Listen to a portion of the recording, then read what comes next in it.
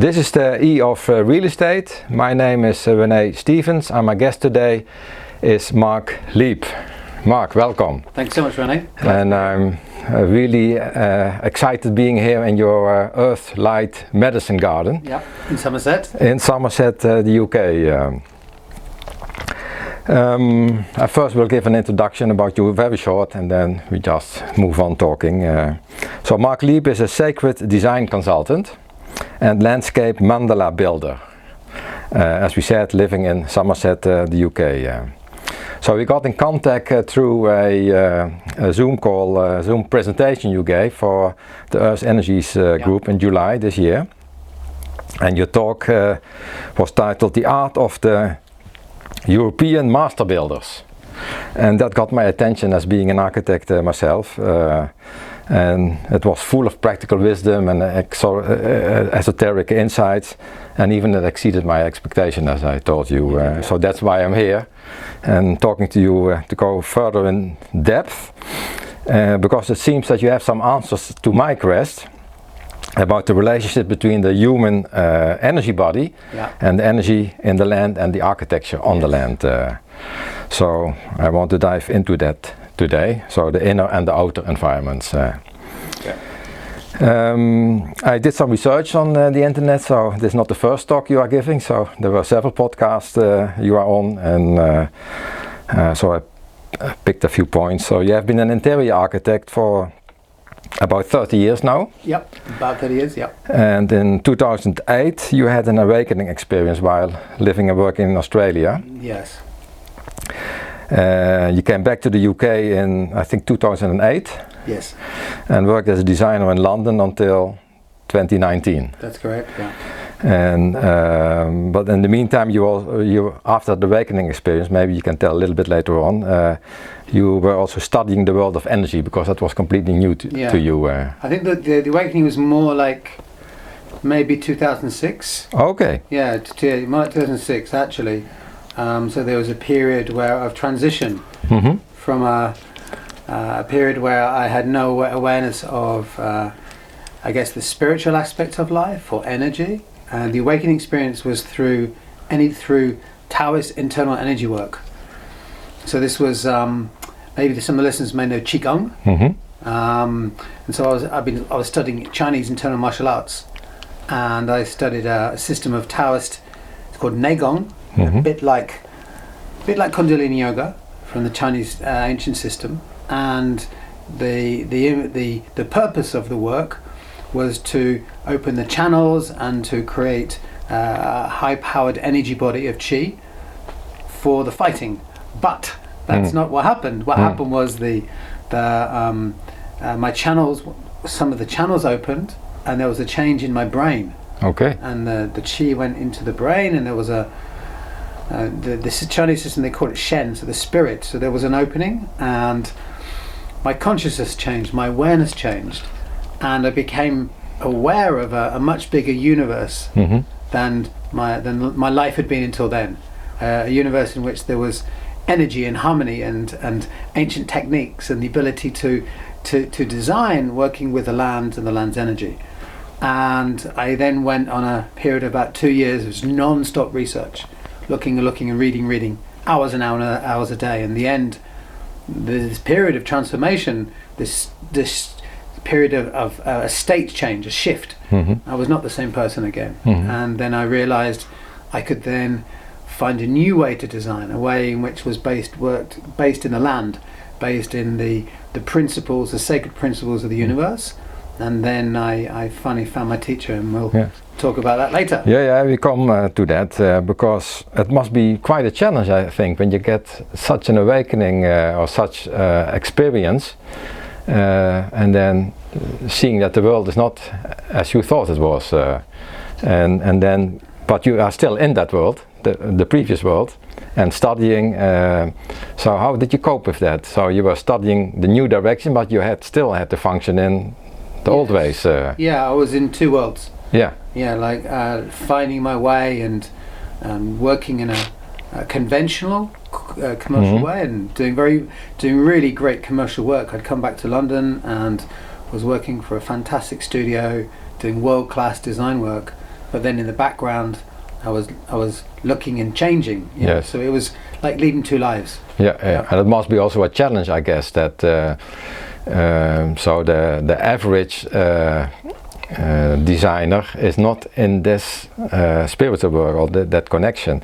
So in one way you want to incorporate it in your designs, but the other way, it's difficult to explain for people who are not yet there. Correct. Yeah, I guess you could be spiritual and be a designer, but what awoke, it was an awakening in me, was that I would be able to design in this new world, in using this world of energy, and it was only possible because of the ancient methods that I learned.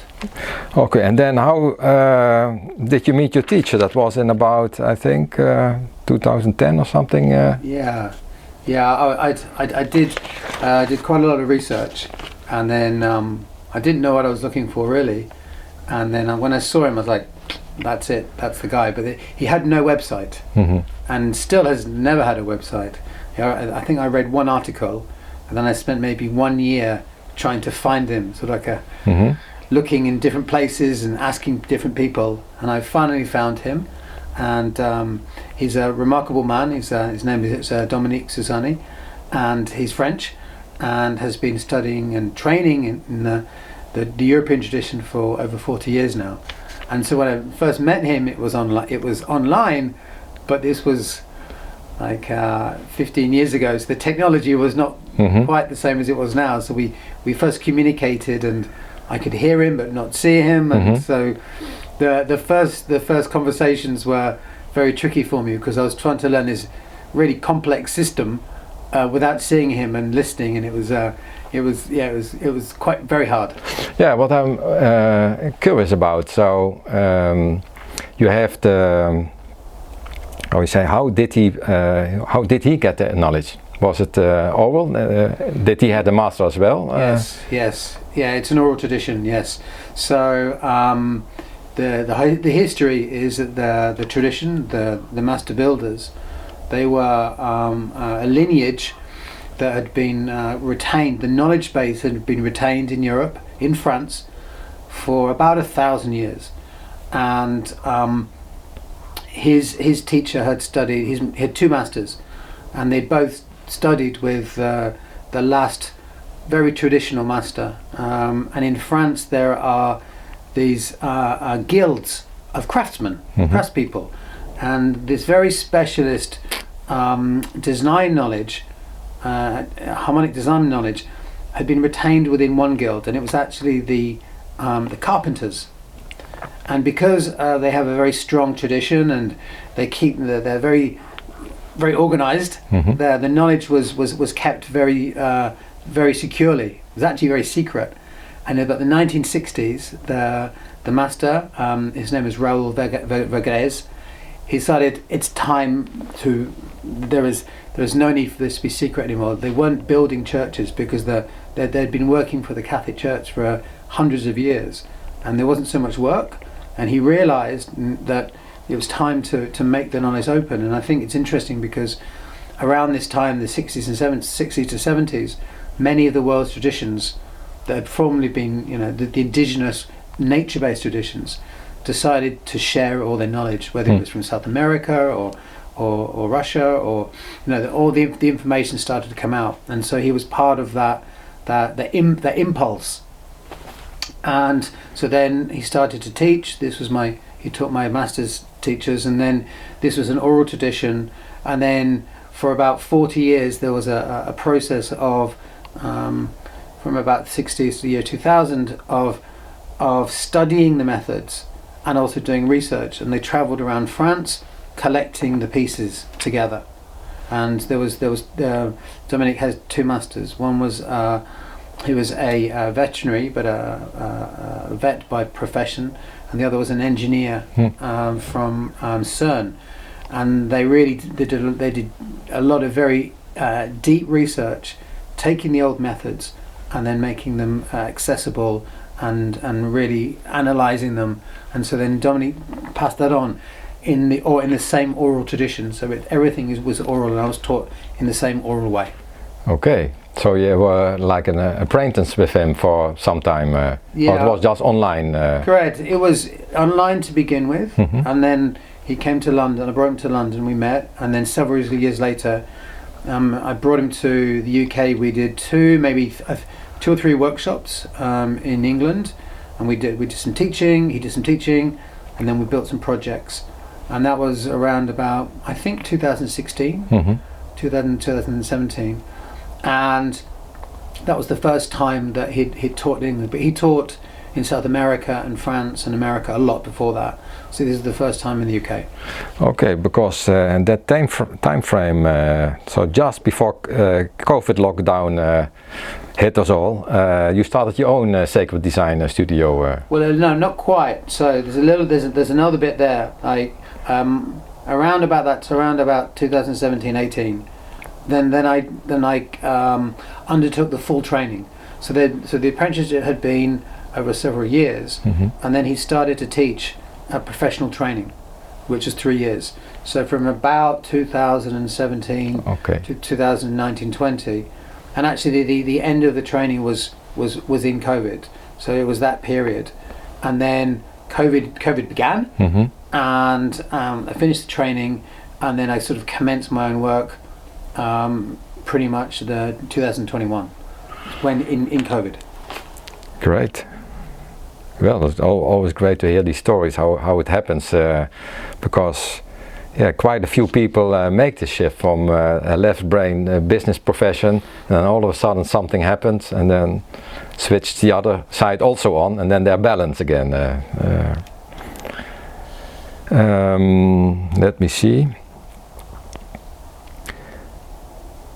Yes, so I'm interested in you're saying the European master builder tradition. What I understand from it, that was more craftsmen who designed, built, but also had a spiritual dimension to it. So they use symbolics a lot, or hidden symbolic. Hidden knowledge in symbolics in the churches, for instance. And people have heard about Feng Shui, the Chinese building tradition, as you could say, or maybe even Vastu Shastru in India. Could you define the difference, if there is a difference, between the European building master builder tradition and those two? Feng Shui and Vastu. Yes. So Feng Shui is working with, there's a number of schools, the form school, the compass school. They work with a lopan, a compass, and the Feng Shui are wanting to, they have this, we all have the Feng Shui, Vastu and the master builders all have the same aim to create places of balance and harmony, to optimize life, slightly different methods. The Feng Shui will be working with, they're wanting to understand the quality of the energy, the qi, in an environment, and so Feng Shui means wind and water.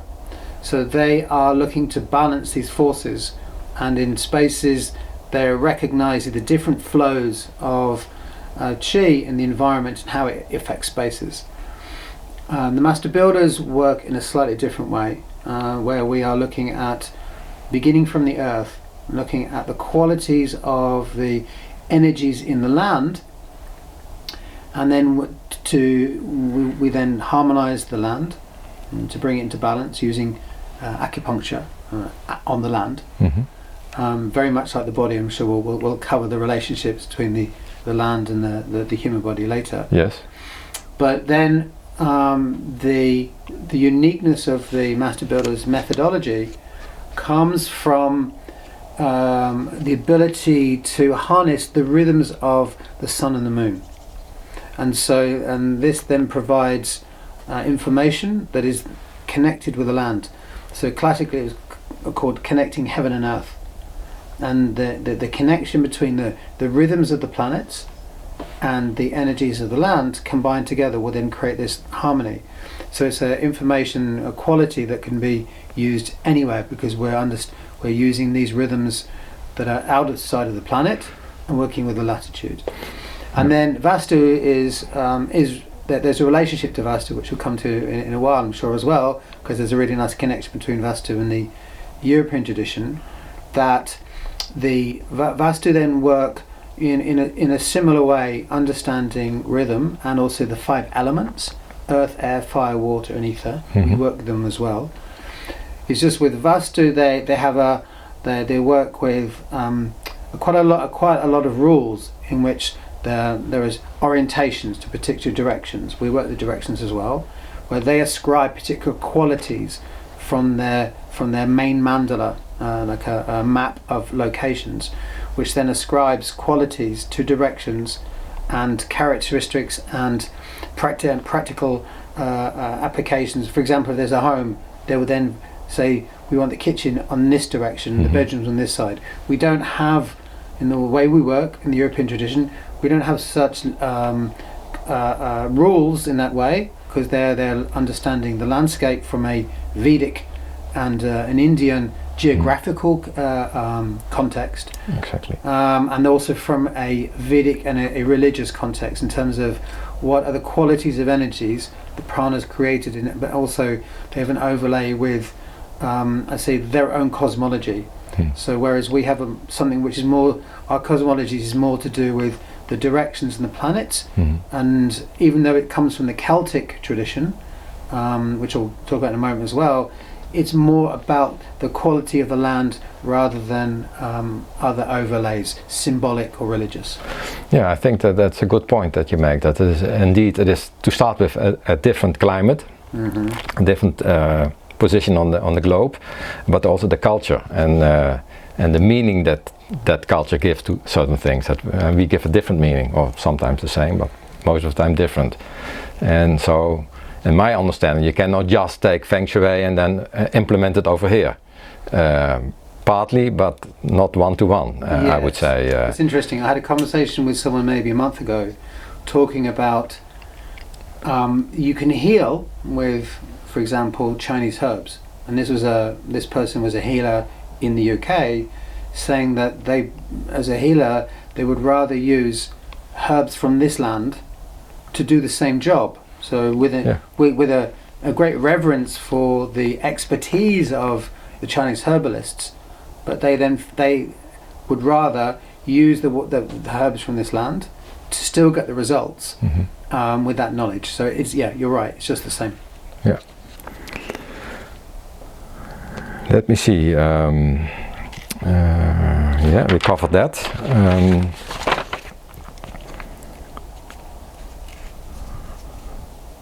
So as I said, the craftsmanships of the European master builders, when you look it up on the internet, this is practical craftsmanships, technical expertise, and symbolic knowledge, and I mean with that the spiritual dimension. And so what they're actually doing is blending engineering and aesthetics, but also with a spiritual intent. Yes. And maybe that is a nice bridge to what you call the music of the land. Yes.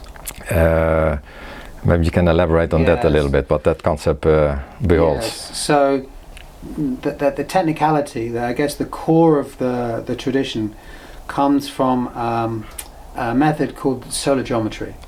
And so the origin of this is sort of, so that the tradition is based in France, and the knowledge base is a core, comes out of a Celtic tradition, a Neolithic tradition of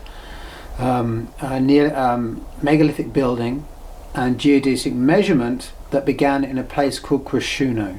So maybe some people watching may have heard of Karnak in France, not the Egyptian one. Yeah. So in Brittany there is a huge megalithic site, hundreds of stones, rows of stones, and they're a very particular latitude, about 43.2 degrees.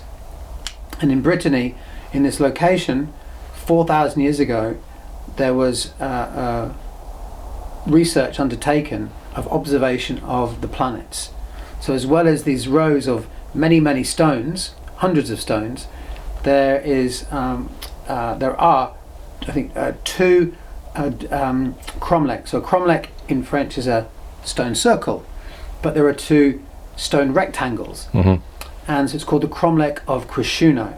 and it's a very special structure. The archaeologists say it's 4,000 years old, and the structure is a rectangle, and the diagonals of the rectangles are exactly aligned to the summer solstice, the winter solstice, the sunrise and the sunsets, and to the equator.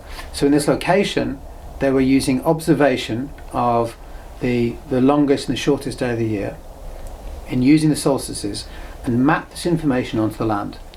Once they had this information, they then had a working model that they were able to use in different locations. So this was the place where they discovered the method. Mm-hmm. And they were able to use the horizon, this place, to see this happening, and they would map the positions and put sticks in the ground and then map the length of the shadows and the angles, and then throughout a year take this information. And this observation was then developed through several millennia. Now this knowledge base was used in specific locations and very, very specialist constructions, churches and temples. But this knowledge base, this skill also has travelled around the world as well, but it was in this place. And there's a very unique a reason for them choosing this place, which is that there's a relationship. If we take the equator, take the length of the equator, the radius of the equator, mm-hmm. and then take the radius at the same latitude, so the latitude of Karnak, there's a 2 to 3 relationship. So they chose this location with a very deep understanding of the size and dimensions of the Earth 4,000 years ago. So it's a remarkable mm-hmm. location to choose to be able to create this measurement system. Mm-hmm. And then this measurement system was really kept as a specialist technology within a small group. So the methodology we use, the solar geometry, is not found everywhere, but it can be found in different locations on the Earth. Mm-hmm. But it was born there, and so the tradition is still in France. The influences that came into it from the Arabic tradition, and also there's a lot crossovers with the Vedic tradition as well. So it's had other influences, which in terms of the technicalities, and it's this core art that is the speciality, and this was the method that was kept secret essentially, and was used by the master builders to build structures in the land, stone circles and dolmens, and then around about the beginning of the Gothic period, when the Arabic arch was brought from the Holy Land back into Europe, allowed them to build the Gothic style. Mm-hmm. Big structures, so big stone temples. And then the methodology of the solar geometry was able to be utilized in these structures. And so then the master builders were then the original architects, making the designs, doing the observation of the planets as they moved around a location, mm-hmm. mapping the solar geometry of the place, doing the measurements, finding the angles, and then creating the geometry of each place. Because the reason it works is because the geometry is of the location.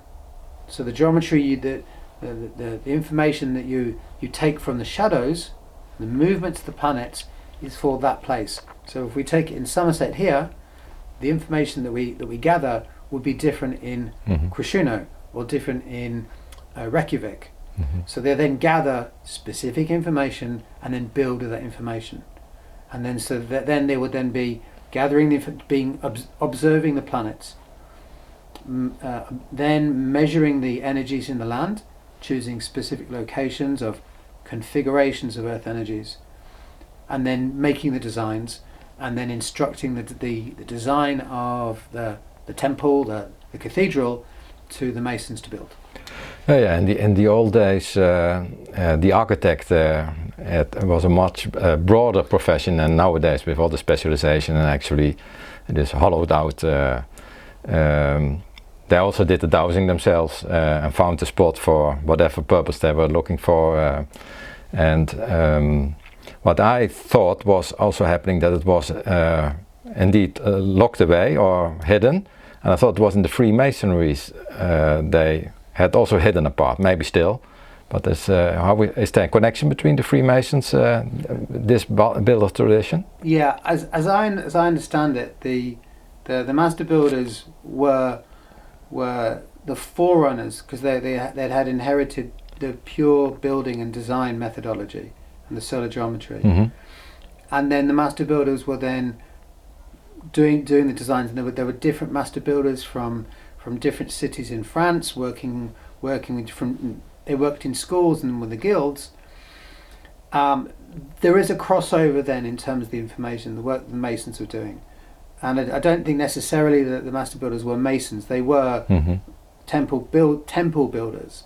The Masons, a Mason is a cutter of stone. And then they were free because they were free to work and in different places. At some point, and I'm not an expert in the Masons, they then started to gather geometric information, and then they seem to have gone on a different path. Yes. Into a path of symbolism and more of a secret society, where the master builders were a much smaller guild, purely focused on building and design. Okay, thank you for pointing that out. I think that's an important part.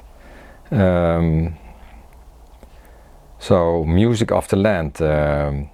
So it's more like building a musical instrument. Sometimes I compare a building. It's when you walk through a building, it is just like walking through an instrument while being played. And all those vibrations of that instrument that is influencing you. And I think that's also what your work is about. That all the vibrations that's going on, the whole cocktail of vibrations influence the people who are doing something in that built structure. Absolutely.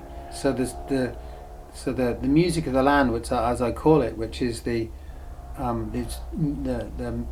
tones, the frequencies, are the result of the solar geometry. So the recognition of the sun and the moon in a place.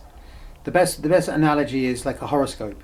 So when we are born, we are our relationship to the planets is from the location and the time. And let's say we are Sagittarius, and the qualities of Sagittarius, because of the geometric relationships between the planets and when we come into the world, the solar geometry creates for each place a mandala, a sacred circle, and this mandala is like I call it like a biocomputer, and what it's generating are circles, and these circles, each of these circles is a different musical note, a different frequency.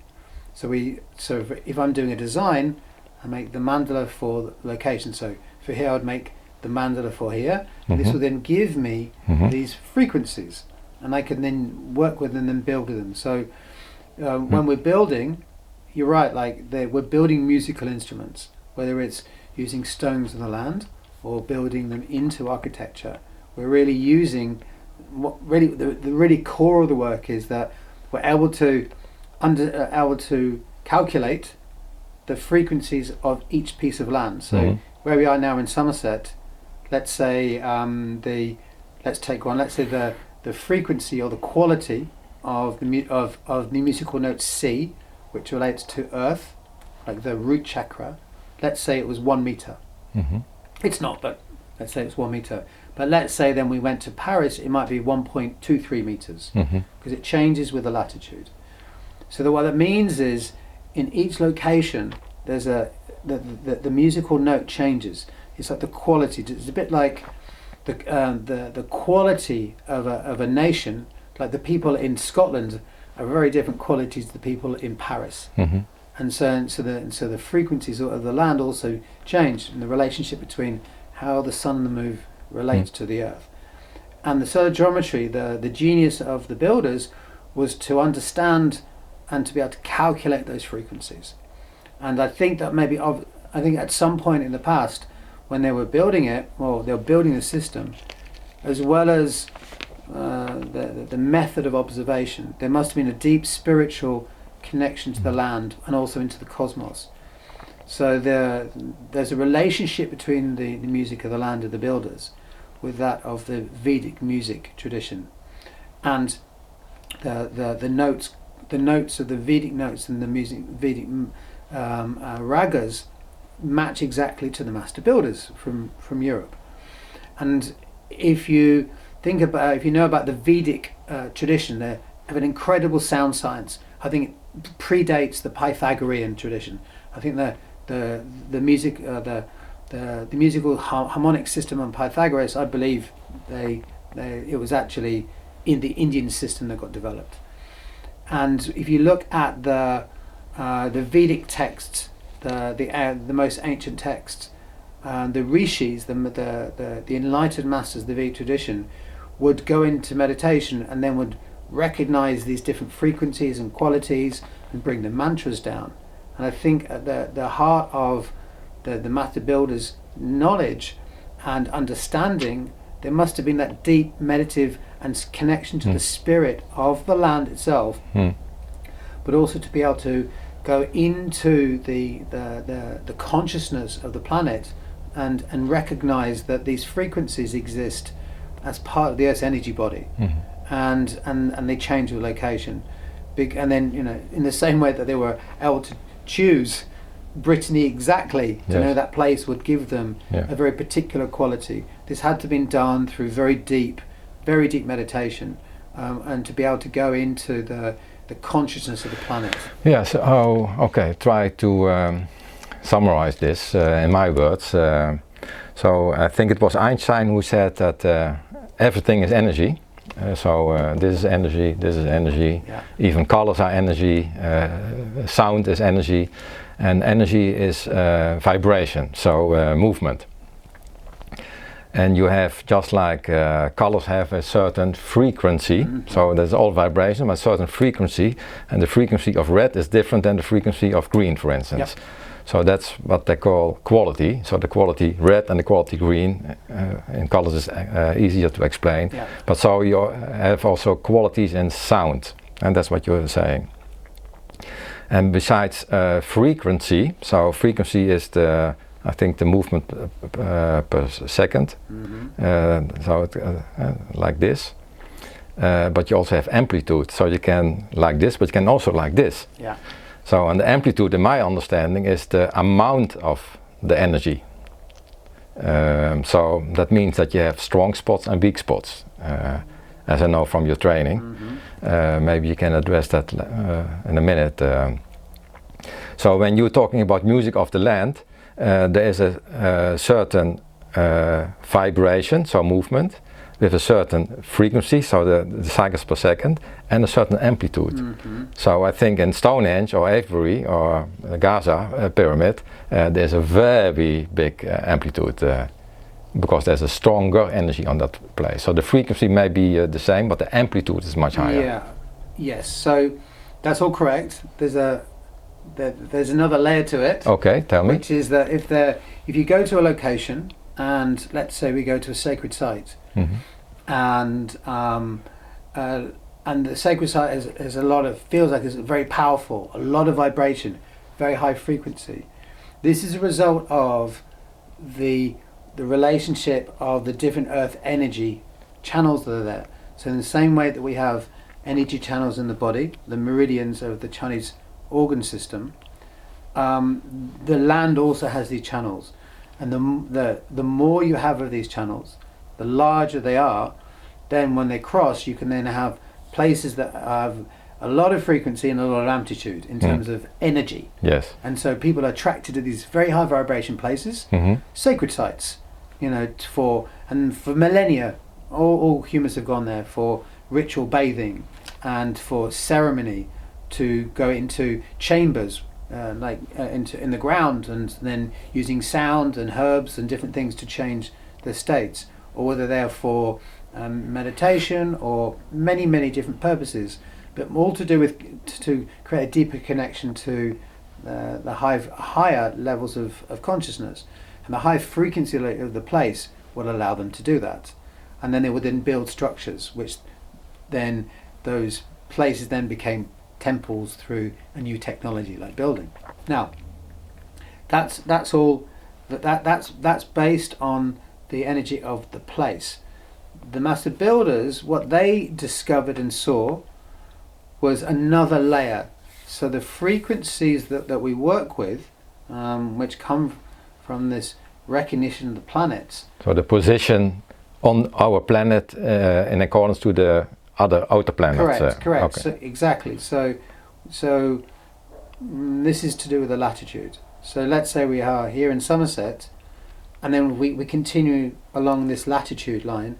Let's say we go along, we end up somewhere in France, the same latitude. The same music will be found in those two places. Okay, now, understand. Yeah. But the Earth energy conditions in Somerset and this place in France could be very different. Exactly. So we can go because of the underlying energy, like the grids and the dragon lines and what have you more, and the ley lines. Different conditions. So in one place it could be very calm, and the other place could be very high vibration. Mm-hmm. But the solar geometry harmonic music is the same in each place. Okay. So we've got two different things going on. And so what we're able to do with the calculations is to recognize this other level of information. And this other level of information, these harmonics, are generally unmanifest. They're hidden, and only through calculation or meditation at a very deep level to find them. But through calculations, because we're talking about very much a very left and right brain methodology. One that's where we're working with high frequency energies, working with the consciousness and the energy of the land, mm-hmm. which requires a spirit, a connection, and a recognition that everything is alive, but then also recognizing, like the Greek masters or Pythagoras, that there is a deeply mathematical order mm-hmm. to all structures, and so we talk about the Pythagoreans recognizing that the law of harmonics, the law of the octave, and all these mathematical laws where you have music and maths really can order all parts of the universe. The same with the Vedic tradition, and so we're working across both of these areas.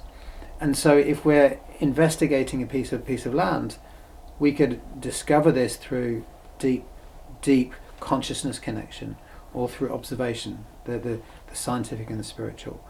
And so the music of the land is it was almost like a layer of information, a layer of frequency that is generally dormant, it's unmanifest. And only when we build with geometry, with these dimensions, and we'll maybe talk in a moment how we do this, yes. do we then activate, we turn on these dormant frequencies, and we can then work with them to bring harmony. So the earth energies the earth energies and the harmonics are always there. Yeah. We can be in a location and feel great power, great energy, or maybe the location's not so good and mm-hmm. it's actually negative, it's actually detrimental to us. But generally we wouldn't feel the harmonics. Could you use a metaphor? So we all know about the tuning fork, when they are the same frequency. When you hit one, the other one over there will also start ringing, yes. Without touching it. So there's something going through the air. So when you are talking about this master builder tradition, connection with the planet, so when you build, let's say, a tuning fork for that specific location, because you have the right dimensions, then you activate it, because it's always there, and then it activates that location where you are working on. Yes. Can you say it like that? Yes, a little bit. There's a little bit more. The what's I found remarkable about what the master builders discovered was through the observation of the sun and the moon, and the information that came from that through the mandala that was created from the land. The music of the land is discovered through the planets. Mm-hmm. So even though it's within the land, and it's an information layer within the Earth's energy body, it's discovered through the planets. So that's why the connection of heaven and earth. It's once you can go out and recognize and observe the planetary movements, and you come back and then open up the energy here, just like going out to come in. And so you need, unless you are extremely advanced master meditator or spiritual adept, in which you could communicate with the land and discover these notes. I work with a remarkable lady in Holland. You've met her, Charlotte, where she has a skill of being able to communicate directly with the land, and and she works with the consciousness of each piece of the land. She would be able to discover that, but it's a very, very, very rare skill. The way where we're doing it, we're doing using mathematics, we're using geometry, and so that can be learned, so we can understand the information. But really, it's about looking at the planets to then find this music that's here. And once we do this, we can then turn this on. Now, you talked about the tuning forks. What happens then is when we build in one place, that structure that we build, which is like a musical instrument, is then in resonance with that layer of information. That's what I meant. That's unmanifest. That's it. So it's here, and then when we build with it, it then becomes manifest there. Absolutely. Yeah, exactly. Although, but the origin comes to the planet. The planets is the activation, activation mechanism to then discover these, and then we build with it. Then the harmonics turns on. So like you're right. It's a musical instrument, and then in a particular way we build with those harmonics. And I always describe there's the best way to describe it is this. A herbalist will if you're sick and you go to the herbalist, and they will analyze the body and say, okay, maybe we have a stagnant energy on the liver, and then the herbalist will choose specific herbs in combination that will fix the liver, which will then also bring the rest of the body into balance as well. We do the same thing with the harmonics. We choose the harmonics and put them together. And only when they're put together will it resonate then with the origin, which is in the Earth's energy body. Okay, so that sounds to me like listening to music. So there is music that you really go wild. There is music that you get in a meditative state. There's even music that you're getting depressed or out of balance. So in a way, the music is not touching you, although you can say, well, vibrations touching your ear, and that's how. So there's something else that resonates with that human body that makes you feel in a certain way. Yes. So that's what I understand what you're telling now. So you build something, there is a vibration, a movement created, and people can sense that. Yes. They cannot see it, can probably certainly not hear it, but they sense it. Yes. So there's two things here. It's feeling, and so we're talking about music, but in the system we're working with, it's not heard, it's felt. And then when we combine the different notes and we build with it, it's a feeling. So that's the first thing. The other thing is it's resonance. We can the land on which we build with these notes, which are really measurements. Let's say the 1 meter of the musical note C for here. We build with this. We put them into combination, and in the right combination, the right formula, the same way that the herbalist combines the herbs, we combine the notes. We feel it. It's a feeling in the body. It's very much a somatic sense inside, and so the link to the Vedic tradition is very strong. And what this is, the master builder's methodology maps exactly to information that was found by a French musicologist named of Alain Delannoy, and he was in the 1960s was the world authority on Vedic traditional sacred music. And he discovered a text in Pondicherry, and the text was to do with the ragas. Now, a raga is a composition that the masters, the Indian music masters, would play, and they might play one raga in the morning, but the morning one they would only play in the morning. The afternoon will be a different composition, and that composition for the morning would then harmonize with that part of the day. So they had a very deep understanding of how those frequencies interacted with the vibrational part of the morning is let's say as the sun rises could be different to the midday. And they would then play those ragas to bring harmony and happiness as well, of course. But they also recognize, as you said, where there was the dissonant, the unharmonic notes. And the Delanu discovered this text, and the ragas have a direct relationship to called the nakshastras, which are a way that the Indian astronomers broke up the plane of the ecliptic and into 27 different configurations or sections. So we have a relationship back to the planets again.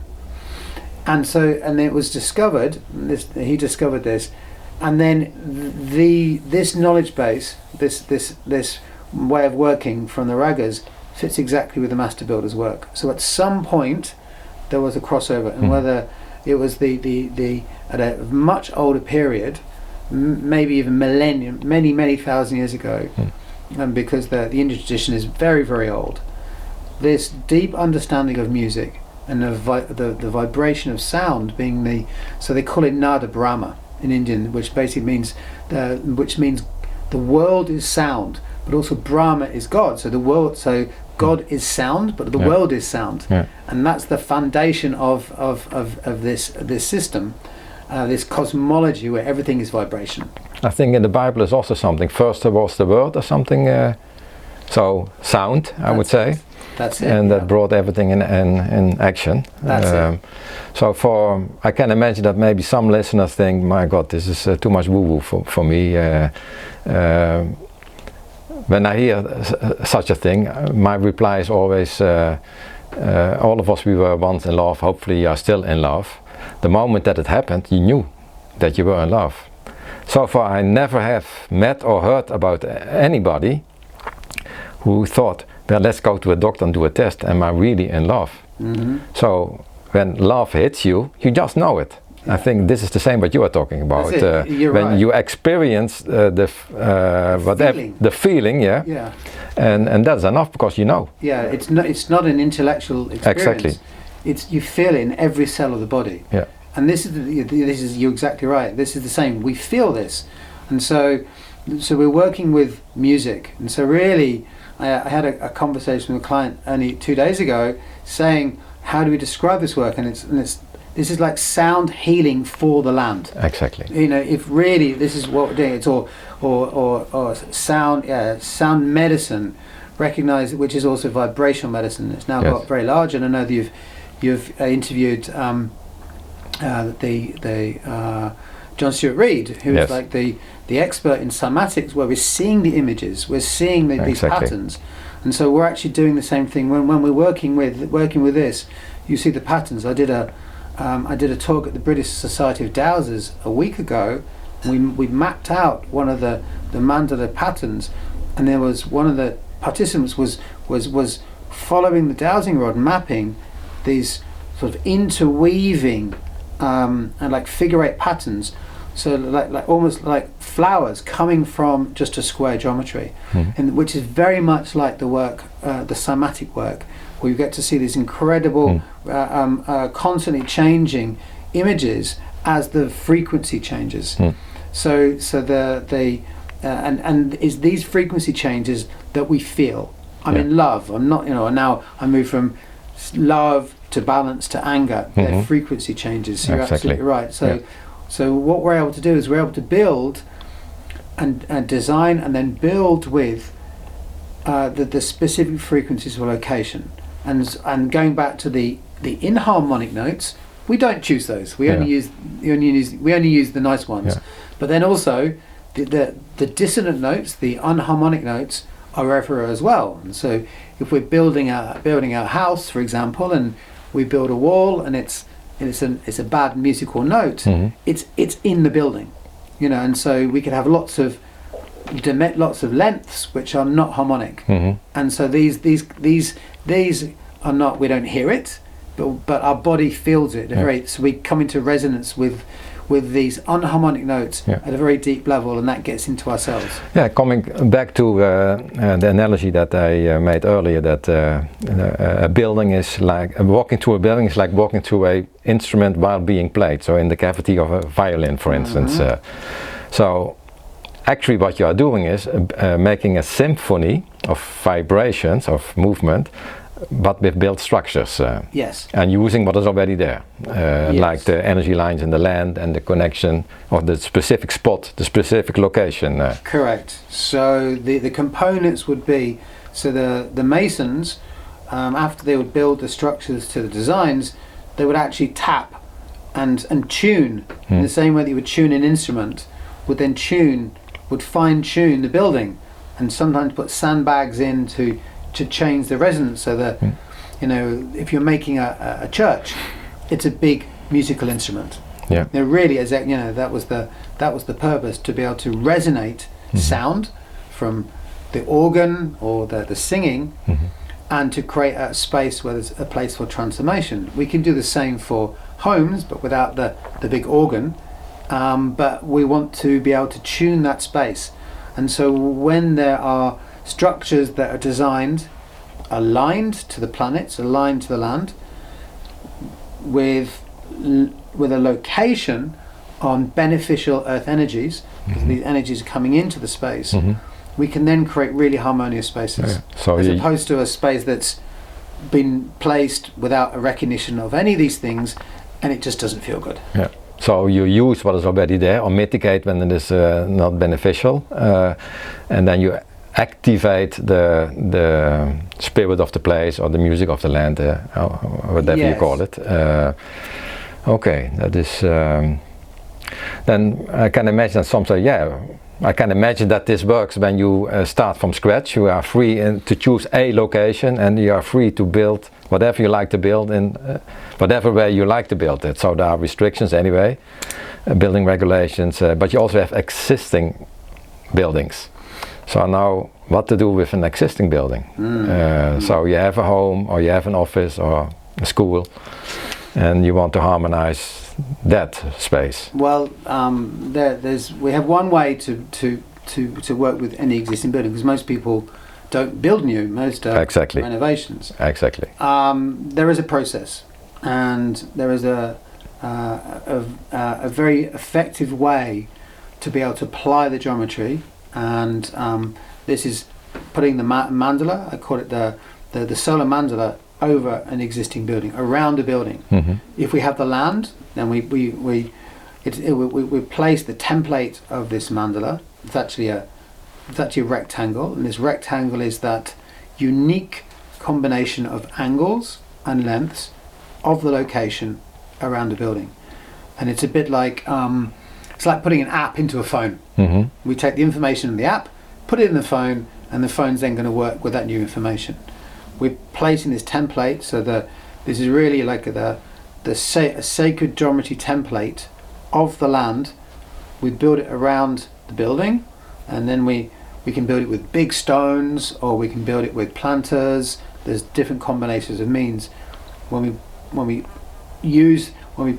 activate the geometry with weight, the information turns on. The symphony, the music turns on, and then it impacts the energy field of the building, impacts the energy quality of the land.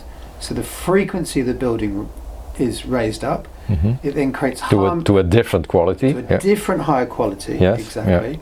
It's a bit like, we turn the frequency up, and then there's like a clear, things become very clear and sparkly and clean, but it's permanent. Then we bring a harmony to the land. So it's a bit like, because it's the geometry actually is a mandala. We're re-putting the mandala, the sacred circle, and that sacred circle is the imprint of these circles of harmonics. So if you think about a stone, when we drop a stone into the water, we have circles that come out, and each of these circles then can be harmonics of the symphony, and they will keep playing. And so this solar mandala is a musical instrument, and if it's left around the building, it will keep playing the music, the symphony, will then enhance the energy body, the biofield, or what people may know as the aura, which really is a composition of many different aspects of the biofield. Generally the etheric, or the chi, or the pranic body, but also other layers as well. It will enhance that. And also a very special thing occurs. Where we have earth energy lines and they cross, we get spirals. Yes. And it's the spirals that always we want to use for specific purposes, and also we want to know where they are to make places safe when we're sleeping. But the geometry of the mandala makes a spiral as well. Yeah. And when we can connect the two, we get a very specific condition in which the spiral that is coming up from the land is connected to the spiral that the geometry makes, the solar geometry makes. Okay. And this is the manifestation of heaven and earth. Okay. And this then creates a connection. So in our energy body, we have a central channel, a central line from the crown to the perineum, like this sort of central channel, an energy structure. And it's when we say I'm getting centered, I'm in my center. And through a lot of spiritual practice, very advanced meditators actually extend this channel upwards like an antenna. When we connect the energy or the geometry of the mandala into the land, then this antenna connects, and there's a very special event happens that when we do this, when we're really connecting these two vortexes together like a double spiral, the ecosystem, particularly the trees, respond. They recognize that this double spiral is alive, because it has the energy from the land, but the other part of it is the information from the planets, the information of the harmonics, the music of the land, and it's from the land. So it's not artificial. It's not been brought from anywhere else. It's part of the land, and they recognize it as being another. It's not biological. It's sort of really part of the spirit body of the land, and they say, oh, there's another one of us. There's another part of our system of our community, and new lines are connected to it, and they can be, with dowsing, you can then recognize them. And so when this happens, when we have this new center point, this new connection, then our architecture then becomes alive. It's then, because it has the aliveness of the double vortex, but then it's also then connected energetically into its ecosystem, its surrounding space. Okay. Rather than just being, we're going to come put a building here and put it there and just think, okay, it aesthetically looks connected, but this is connected, so it really becomes true living architecture. Yeah, a little bit backwards to that rectangle. There's only two sides, and the short one and the longer one, and maybe the diagonal that one.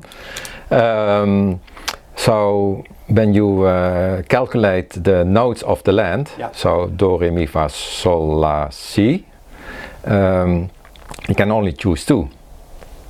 Or do you make several rectangles to make a symphony? Okay, in the rectangle, essentially, where the process is when I'm creating the rectangle, this is the same way that they go back to the analogy of the herbalist. The herbalist will choose. Okay. Okay, we want to fix the liver, and let's say, if I give an example, let's say I want to design a place for a natural birthing space. I might say, I want to work with the frequencies of the womb, of the lower chakras. I might start with earth, or I might start then with the sacral, would be Swadhisthana in the Indian tradition, and then I would start with that, and then I would then work to then make a combination that might be, for example, the womb, the earth, the root, and the heart, for example. And that might be that combination, and I would then work with those notes, and the process is that we have one, we get the second and the third one, comes from the As a result, yeah. as a result, Yeah, a result, and then we have to then work and then feel. It's a process of feeling and adjusting. Not because every latitude is different.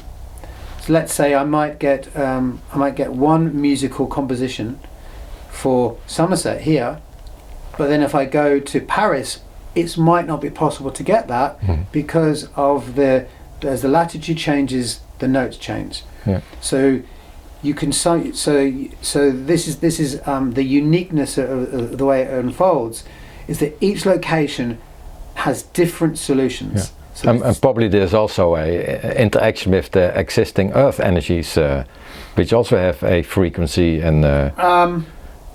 Not necessarily. That do not influence it, because No. it is in the end is somebody living or working there. It's about the cocktail of Correct. all these energies. Okay, yeah. So the Earth energies don't influence the solutions you can get. No, but living there, That's right. you get the cocktail. That's right. That's it. So you might have one solution in Somerset, and we go along the latitude, and there's a different configuration in the same latitude in France. Yeah. And how they mix changes. Yeah. So that's. And then maybe the cocktail mix should be different. That you do add a little bit more or less, or a Yes. different ingredient. That's it. The harmonic solutions will always bring harmony, but then their qualities are different in place, and it might be too much for this place, but for the next place they really want all that energy. Yeah, I can imagine that for a temple is different than for a home, or for a retreat center is different than for a home, or a school building. Yeah. Great. Oh, we covered already a lot, many things. Let me see. Yeah, we talked about harnessing the energy, and that is all about. It's not hearing the music, but feeling the music. We covered that as well.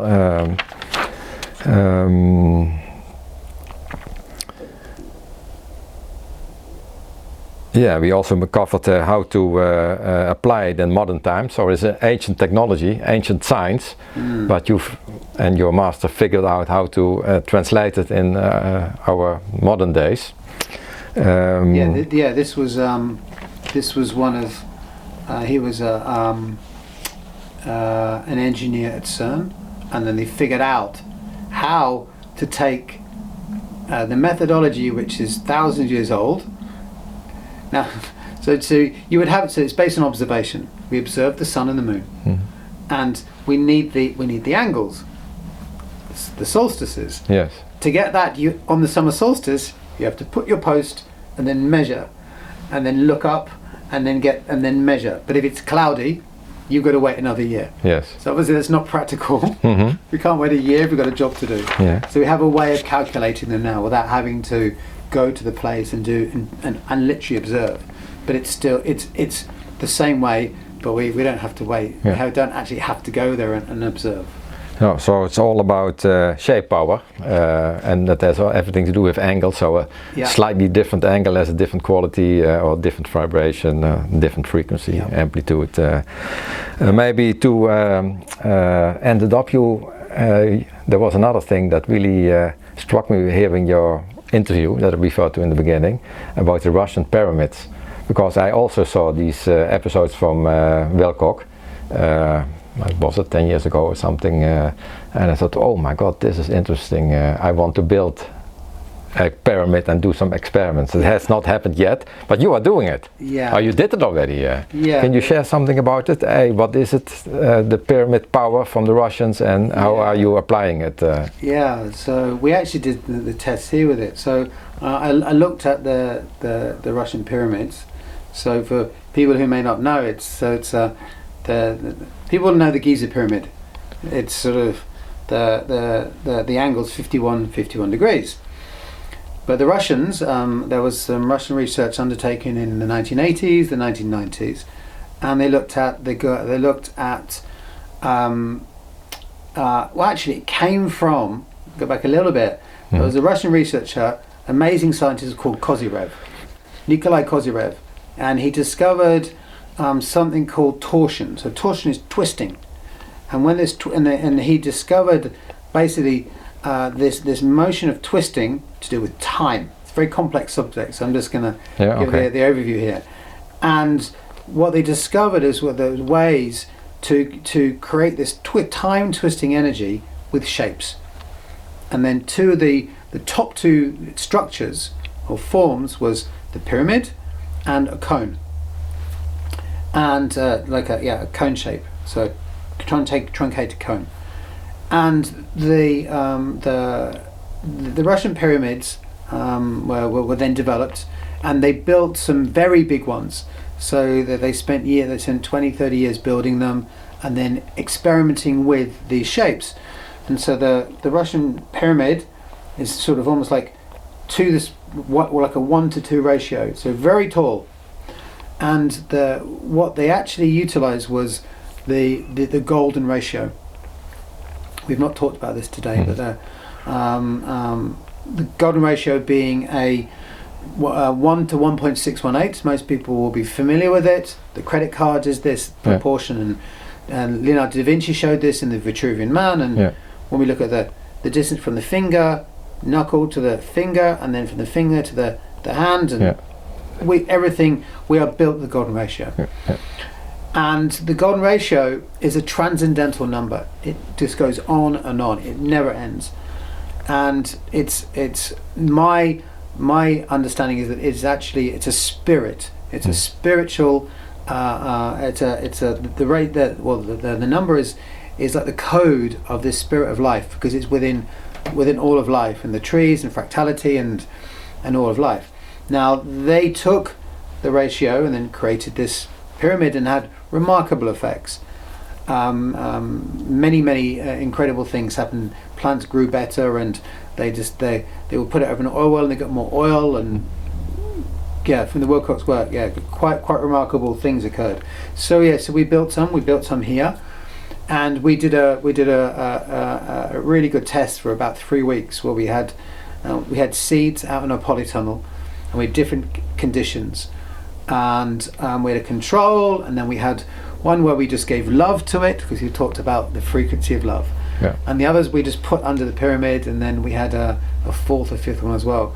And what we found was, at the end of the several weeks, was that the growth rate within the Russian pyramid, the seeds under the pyramid, doubled, and we also then had almost double the volume. The next best experiment result was just giving love. And we think if we'd been able to constantly give love, I think love would have won. But it's just when the pyramid was there, it was constantly providing this.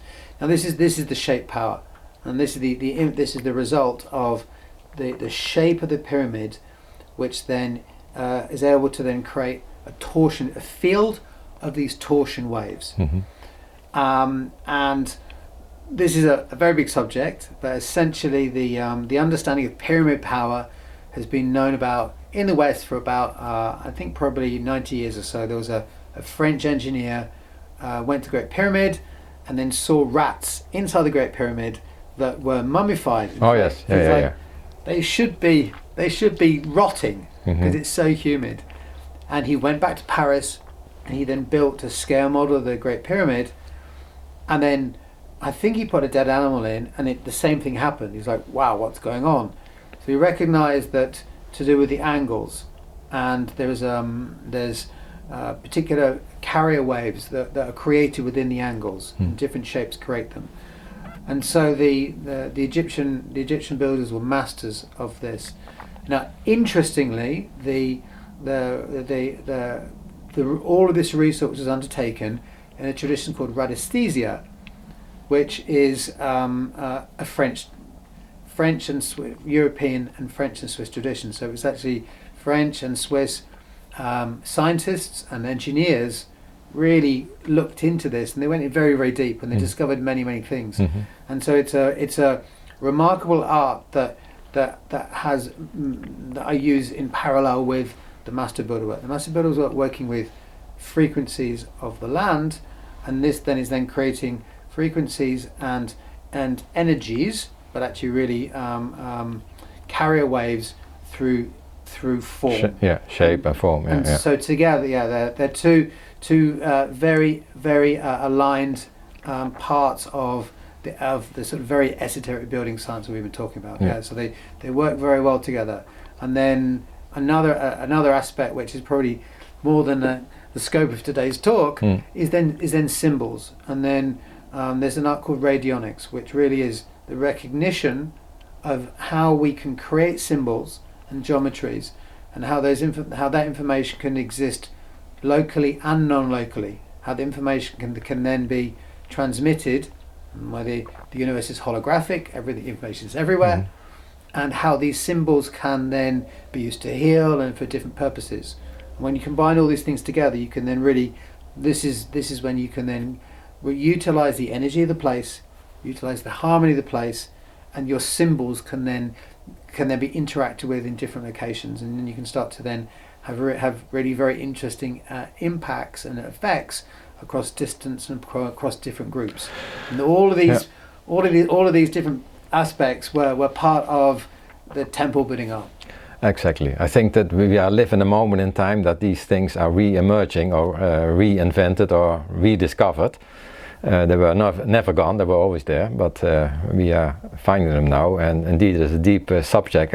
When you say about carrier waves, it transports energy, so energy is information, and it has an effect. It can also be a healing frequency you can send. And it's when we've been talking about resonance and what we feel, and essentially in dowsing, which is integral to this work, the feeling of energies, we can also then discover energetic configurations across distance. Exactly. Dowsing and recognizing, so that information is available to us everywhere. Yeah. And so we've been talked a lot about the land and tuning in, the ancient builders and the Indian rishis tuning into these frequencies, tuning into the information, and it is everywhere. And really, if we can go into the landscape and then sit and then feel, we all have that ability. Yeah. And this really is like the foundation of all this work. Really, it's allowing ourselves to recognize that all the information of nature is available to us. It's just that we've been talking about some very specific ways to interact with and interpret those, yes, and to create specific spaces, homes that can heal, places that can give us connection. But all of nature has that, and we all have that ability. We just have to trust that we can do it. Yes. We all have to recognize that our energy field, our biofield, our cosmos is in direct holographic resonance with all that information. And we just have to tune in, because really we've been talking about a system which is about tuning. We tune our homes, our buildings, in the same way that we tune our guitars, and we can tune ourselves to the land as well. Exactly. I think that's an interesting summary to leave a little bit, a few topics for another time. And it is indeed the connections between all these things. So it is not, we have to build all in this specific Russian pyramid shape. It is just an example of a shape that has tremendous effects. Another shape has other tremendous effects. And the whole profession is to be a composer, and maybe even a conductor, and who knows, maybe even one of the musicians, to make a symphony out of all this new knowledge or old knowledge rediscovered. So I would like to thank you, Mark. It was really remarkable, and I had to bite my tongue a few times. Say, oh no, don't go that direction. Stay on the path. So we certainly do another one, and let's see which topic we will pick. So love that. Thanks so much. Thank you very much. Thanks.